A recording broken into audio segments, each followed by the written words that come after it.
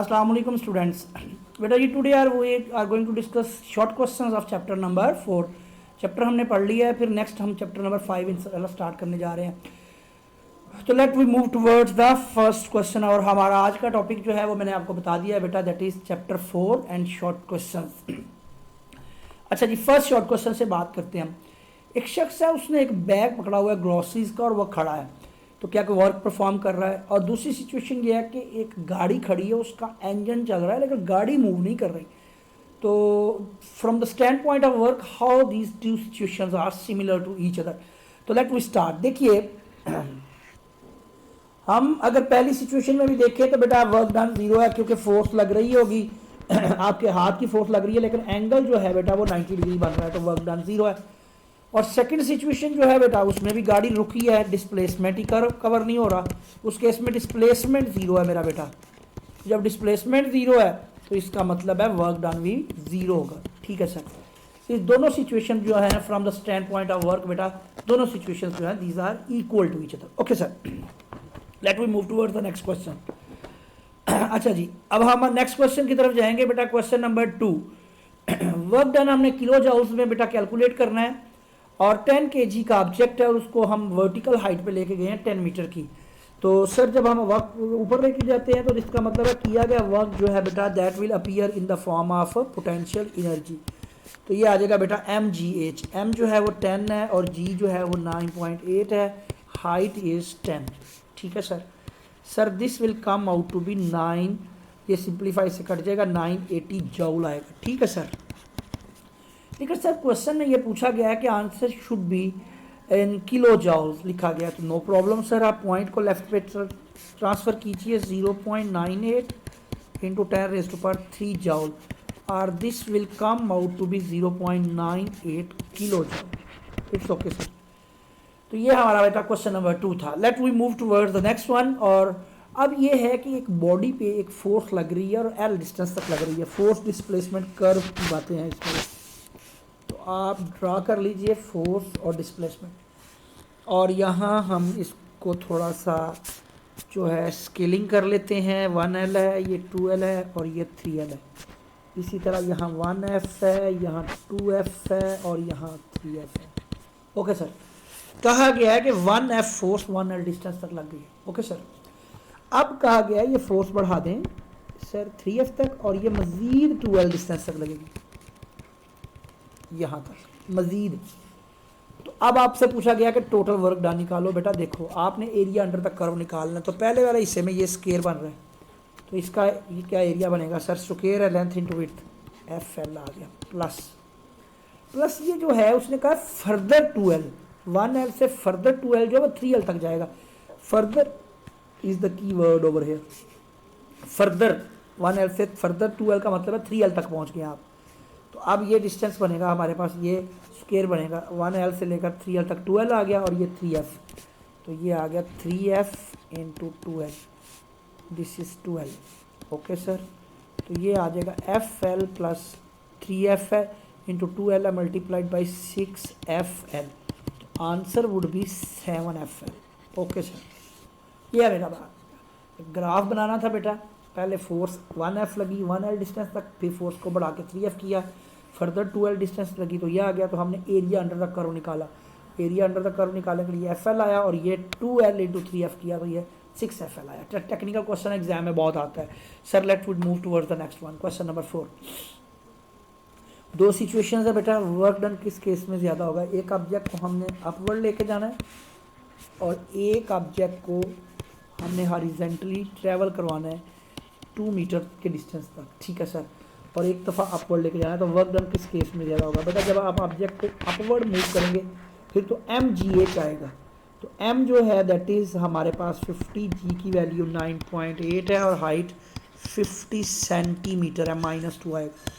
Sir ये आ जाएगा 245 joule. Okay sir. It is in the first case, case 1. अब केस 2 पे चलते हैं हम लोग. इस दफ़ा बेटा आपने हॉरिजेंटली ऑब्जेक्ट को लेकर जाना है. बेटा हॉरिजेंटली मूव करते वक्त you know that work done would not be mgh, work done would be F into D. तो ये आ जाएगा हमारे पास फोर्स और डिस्प्लेसमेंट सेम सिमत में, तो FD cos 0. फोर्स जो है दैट इज बेटा 50, डिस्टेंस 2 है, आंसर विल बी 100 जॉल। तो आपसे पूछा गया है कि कौन से केस का वर्क जो है वो ज़्यादा है, तो so second case will have more work, so in second case more work is done. ये आ जाएगा बेटा। It's okay sir, let we move on. Question 5, एक ऑब्जेक्ट के पास 1 जॉल एनर्जी है, व्हाट डज इट मीन। इसको दो तरह से हम शेयर कर सकते हैं सर। क्या इसका मतलब है कि अगर एक ऑब्जेक्ट के पास 1 जॉल एनर्जी है और वो हाइट पे है, तो अगर मैं उसको ड्रॉप करूँगा it means it will perform a work of 1 joule. और other in case we can say कि 1 जॉल एनर्जी का मतलब है कि इस बॉडी के ऊपर 1 न्यूटन फोर्स लगी है और डिस्प्लेसमेंट कवर हुआ है 1 न्यूटन। ठीक है बेटा, 1 जॉल का मतलब समझे आप। 1 joule work done is said to be 1 joule with 1 newton force act and 1 metre distance is covered. तो आप इस क्वेश्चन का आंसर लिखेंगे it has 1 joule of energy, it means it can perform a work of 1 joule. Okay sir, let we move on sir. Next question में है एक ball है, उसको हमने हाइट h1 पे रखा है अबव द टेबल। अच्छा, इस सिचुएशन कुछ यूँ है, ये टेबल है, इधर एक बॉल है, उधर हमने रखा है हाइट h1 पे, और जो टेबल खुद है वो कितनी हाइट पे है ज़मीन से, वो h2 पे है। ठीक है, दो लोगों से पूछा गया भाई बताओ आप पोटेंशियल एनर्जी क्या है। ये जो केस ए है ना, ये वाला, ये इसको ए कह लेते हैं और ये केस बी है। एक शख्स से पूछा गया तो उसने कहा, ए वाले ने कहा भाईजान इसकी पोटेंशियल एनर्जी है mgh1। दूसरे से आपसे पूछा आप बताएं, तो उसने कहा नहीं नहीं, पोटेंशियल एनर्जी mgh1 नहीं बल्कि h1 + h2 है। तो कौन ठीक है बेटा? दोनों ठीक है, क्योंकि फर्स्ट जो कह रहा है ना mgh1 एनर्जी है, वो टेबल के टॉप को रेफरेंस ले रहा है। फर्स्ट है वो टेबल टॉप को रेफरेंस ले रहा है, टेबल टॉप एज रेफरेंस। और जो दूसरा शख्स है वो ज़मीन को रेफरेंस ले रहा है, ये अर्थ को रेफरेंस ले रहा है, ग्राउंड। तो दोनों ठीक कह रहे हैं, समझे ना बात। ये अपने लिहाज से मैं ये मार्कर है मेरे पास, मैं कहता हूँ मेरे पास 5 जॉल एनर्जी है, बच्चा कहता है नहीं सर 10 जॉल है। दोनों ठीक है, क्योंकि मैं इस टेबल के लिहाज से कह रहा हूँ, यहाँ से हाइट कायम है 5 जॉल, दूसरा ज़मीन के लिहाज से कहेगा तो वो टेबल की हाइट को भी ऐड करेगा तो 10 जॉल हो जाएगा। बहुत हार राइट टू से सो। तो लिहाजा दोनों स्टूडेंट्स ठीक हैं कि mgh1 कह रहा है that student taking the table top as the reference, but other students who is saying that energy is mgh1 + h2, according to him the reference point would be earth, I mean to say ground. Let we move on sir। Sir एक rocket जो है वो atmosphere से जब वापस आता है तो उसका नोज़ कोन बड़ा हीट अप हो जाता है, उसकी रीज़न बताएं बेटा। उसकी रीज़न ये है कि नोज़ कोन जो है वो जब आप एटमॉस्फेयर में आते हैं तो वहाँ पार्टिकल्स होते हैं, तो रॉकेट को work done against the friction करना पड़ता है। तो work done against the friction appears in the form of heat. Work against friction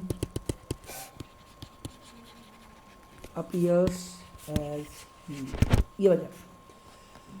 अब जब work done against the friction appear heat होता है तो उस वक्त उसकी नोज कोन हीट अप हो जाएगी। आप कहेंगे when a rocket enters the atmosphere definitely there would be many particles and it will have to do work done against the friction, and work done against the friction appears in the form of heat, so its nose cone would become hot. Okay sir, next अब पूछा गया कि इन तीनों में किस किस किस्म की एनर्जी है। स्प्रिंग में बेटा, अब स्प्रिंग में बेटा जब एनर्जी होती है that is elastic potential energy. Water इन हाइडा बेटा वो एनर्जी जो है वो ग्रेविटेशनल पोटेंशियल एनर्जी है। ठीक है सर। और मूविंग कार में सर कैसी एनर्जी है बेटा? डेफिनेटली इसमें काइनेटिक एनर्जी होती है because of motion. It is easy question कि हर ऑब्जेक्ट में पूछा गया था किस किस किस्म की एनर्जी है। ओके जी, last one, it is an important question sir.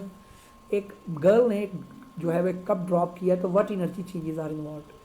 बेटा जब वो इसमें से यहाँ से कप को ड्रॉप कर रही है ऑब्जेक्ट को, तो नीचे उसके पास जब था तो एनर्जी पोटेंशियल एनर्जी थी, जब नीचे आया तो पोटेंशियल एनर्जी किस में कन्वर्ट हुई? काइनेटिक एनर्जी में। जब वो ज़मीन से स्ट्राइक किया तो सर फिर वो किस में कन्वर्ट हो गई बेटा? वो हीट में, फिर वो साउंड में, और कुछ एनर्जी उसको तोड़ने में। तो आप कहेंगे when the cup is drop the potential energy is converted into kinetic energy, and when strikes the ground that kinetic energy will be converted into heat, sound, and some of the energy will be used to break the cup.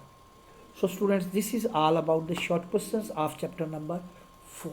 Okay, Allah Hafiz.